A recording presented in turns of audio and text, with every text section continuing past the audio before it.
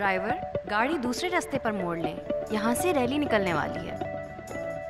गाड़ी में हूँ पर खबरों से दूर नहीं, क्योंकि जानते रहना लाजमी है। तो अभी अपना फोन उठाइए और समा SMS न्यूज अलर्ट्स हासिल करने के लिए SA टाइप कीजिए और भेज दीजिए 8125 पर।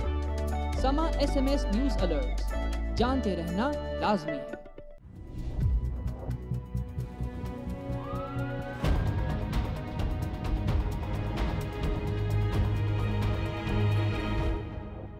तो तुम गाड़ी ले क्यों नहीं लेते? यार मुनज़्ज़ा, तुम्हें पता है मेरी सैलरी।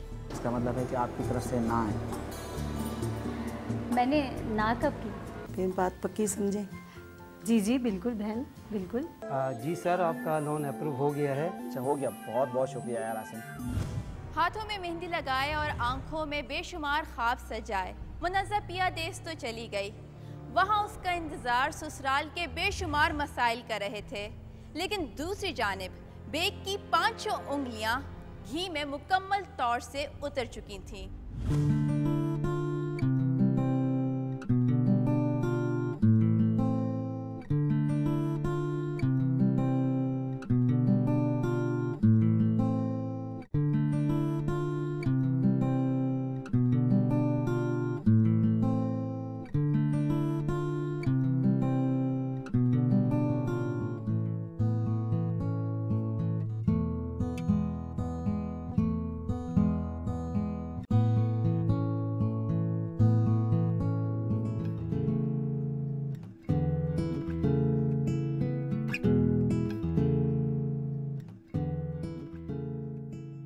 चांद पे पर्दा अच्छा नहीं लगता। क्या हुआ जनाब? बहुत शायराना मूड में लग रहे हैं जनाब। बस हसीनों को देख के मिजाज बदल जाते हैं। अब दिल चाह रहा है कि चांद को देख लिया जाए। सुभान अल्लाह। तो कैसा लगा आपको आपका चांद? वो चांद भी शर्मा जाएगा मेरे चांद के आगे।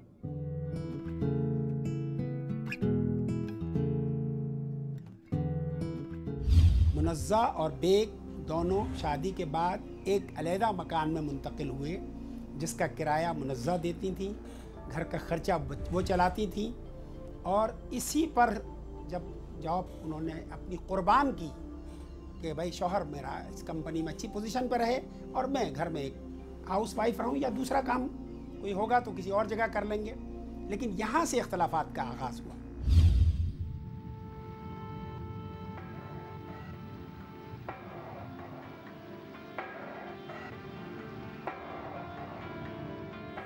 ये लें जनाब चाय। थैंक्स। अच्छा सुनिए, आपने क्या सोचा? किस बारे में? कंपनी की पॉलिसी का तो आपको इल्म है, उस बारे में। यार सोचना क्या, ऐसा है कि तुम जॉब कंटिन्यू रखो, मैं कुछ और कर लेता हूँ। कुछ और? आप क्या करेंगे? और यार जो बैंक से लोन लिया है उससे कोई छोटा सा बिजनेस कर लेता हूँ और तुम्हारी सैलरी से इंस्टॉलमेंट्स पे करते रहेंगे। मगर मेरे ख्याल में तो मुझे घर संभालना चाहिए और आपको ऑफिस। ठीक है, जैसी तुम्हारी मर्जी।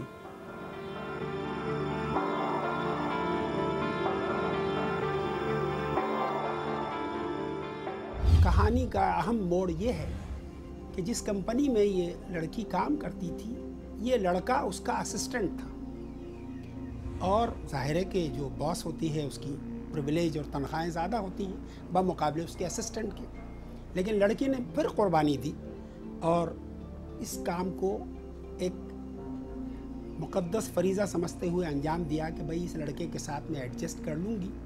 इस लड़के ने इसकी मोहब्बत का नाजायज़ फ़ायदा उठा के 2 लाख रुपए गाड़ी के लिए ले लिए। अरे आप आ गए, आज बहुत देर कर दी। हाँ यार, आज ट्रैफिक बहुत जाम था।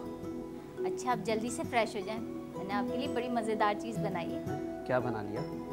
बिरयानी। क्या फिर बिरयानी बना ली? मैं पता तो यार, मैं चावल नहीं खाता हूँ। क्या मतलब? शादी से पहले तो आप बिरयानी खा लेते थे। समझ नहीं आ रही ना, मैं फ़ारसी में बात कर रहा हूँ अब। अपना मूड क्यों खराब कर रहे हैं? अब आइंदा नहीं बनाऊंगी। यार मूड क्या नहीं ख़राब कर रहे, एक तो ऑफिस में बिजी रहो, फिर ट्रैफिक, ऊपर से खाना भी सही नहीं बने। कहा ना बाबा सॉरी, अब बस करें। हाँ वैसे गलती तो मेरी ही है। क्या मतलब मेरी गलती? किसी ने सही कहा है, शादी करो तो देख दाग के करो।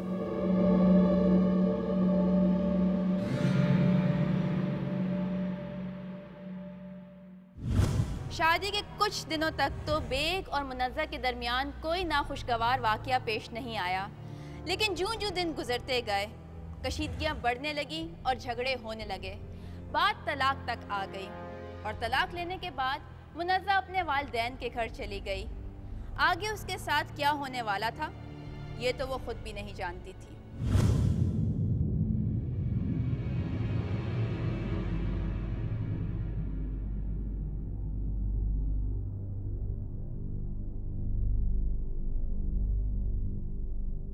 खाना लगा दूं मैं आपके लिए? नहीं अभी भूख नहीं है, अभी नहीं खा रहा। आपका मूड अब तक खराब है? मैं तो कई बार आपसे सॉरी कर चुकी हूँ। यार मैं तुमसे शादी करके ही फंस गया हूँ। क्या मतलब? अपनी औकात में रह के बात करो। अच्छा तो अब तुम मुझे मेरी औकात बताओगी? बहुत सब्र कर लिया मैंने। शादी से पहले तुम थे क्या? जुबान नहीं चलाओ मेरे साथ। जुबान नहीं चला रही, तुमको तुम्हारी औकात याद दिला रही हूँ। तो अपना भी तो बताओ। क्या थी मैं? जहाँ ऑफिस में अच्छे लड़के देखे वहाँ अपनी दाल गिराना शुरू। तमीज से बात करो बेग।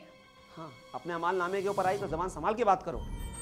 वैसे भी तुम्हारा कसूर नहीं लगता, पूरी दाल ही काली है। अच्छा तुम्हारे खानदान के बारे में सब जानते हैं कि उनके कारनामे हैं क्या?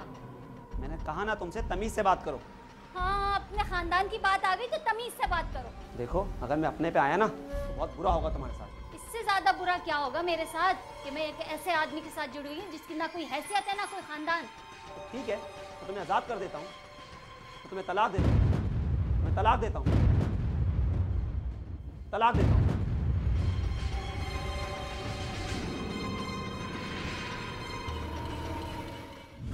ये किस्सा कुछ इस तरह शुरू हुआ कि मेरे घर डिफेंस में एक खातून अपनी बेटी बहन को लेकर आई और कहा कि इसका ये फैमिली केस है।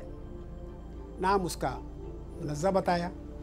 जब केस को देखा तो पता चला कि तलाक हो चुकी।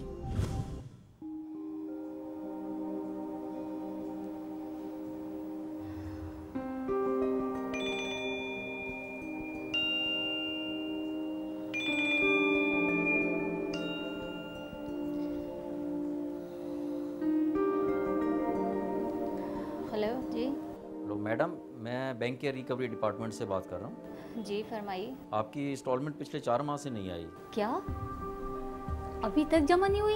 जी आपके हस्बैंड से बात हुई थी तो उन्होंने आपसे बात करने को कहा। अच्छा ठीक है, मैं बात करके बताती हूँ। मुझे थोड़ा टाइम चाहिए। चलें okay, thank you. Thank you.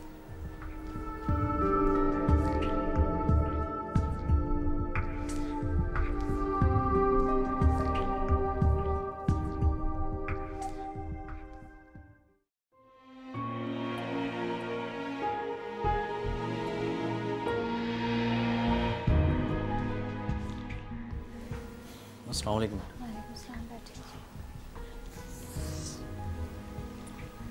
कुछ दिन पहले मैडम आपसे बात हुई थी फ़ोन पे इंस्टॉलमेंट के सिलसिले में। देखिए अब तो मुझे डिवोर्स हो गई है और गाड़ी मेरे एक्स हस्बैंड के पास है, बल्कि गाड़ी ली ही उन्होंने थी। बहुत अफसोस हुआ मुझे डाइवोर्स का सुनकर, मगर बैंक लोन तो आपके नाम पर है। मुझे थोड़ा सा टाइम चाहिए, मैं खुद आपको कॉल करके बताऊंगी। 4 महीने से इंस्टॉलमेंट नहीं आई, और कितना टाइम दें आपको? एक आध रोज़ में मैं कोई अच्छा वकील करके उससे बात करती हूँ, मशवरा करती हूँ कि मुझे क्या करना चाहिए। Please. Okay madam, thank you.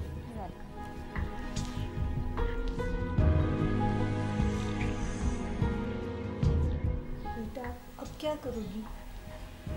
अम्मी मेरा एक बहुत अच्छा दोस्त है, उसने मुझे हमेशा अच्छे मशवरे दिए हैं, मैं उससे बात करती हूँ। इंशाल्लाह कोई ना कोई हल ज़रूर निकलेगा। बेटा बेग तो बहुत गलत हरकतें करने लगी है। वो तो था ही गिरा हुआ, और जो नसीब में होता है ना वही होता है। तुम्हारे आने से मुझे बहुत हिम्मत मिली है। Thank you. कि आखिर आप चाहती क्या हैं? बैंक वाले मुझे तंग कर रहे हैं, बार बार मेरे घर के चक्कर लगा रहे हैं।